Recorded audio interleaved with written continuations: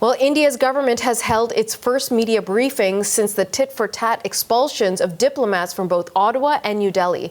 India's Ministry of External Affairs is once again dismissing Canada's allegations that top Indian envoys here were involved in a campaign of violence against pro-Khalistani activists.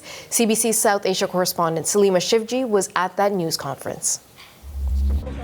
The weekly briefing from India's Foreign Affairs Ministry is usually a much shorter affair, but today it was completely dominated by the bitter diplomatic fight between Canada and India, in question after question from the journalists in the room. On the allegations, we will naturally reject false imputations against our diplomats.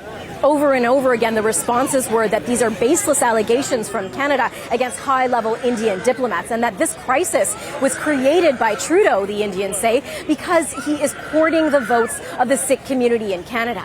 And there is clearly very much a lot of anger on the Indian side as they bat away these allegations in extremely strong terms. There's also a really different view of what transpired in this escalating spat. I asked the MEA spokesperson how he could explain that India says it has not seen one shred of evidence that details the allegations, and yet on the Canadian side, they have said numerous times that they did present the details of the evidence that they have in several meetings with top-level officials. Here is what he said.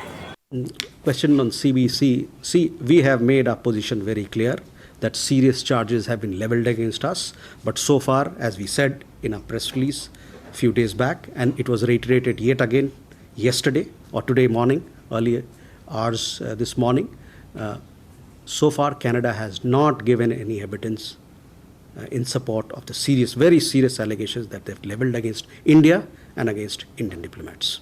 We also see there is a pattern. The pattern is motivated by political considerations on the part of the Canadian Trudeau government. And there is also, as we have said, there's a clear pattern to smear India for reasons best known to them.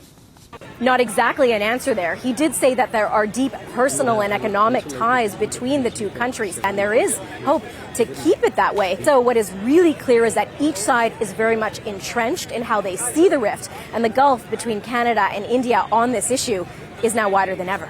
Salima Shivji, CBC News, Delhi.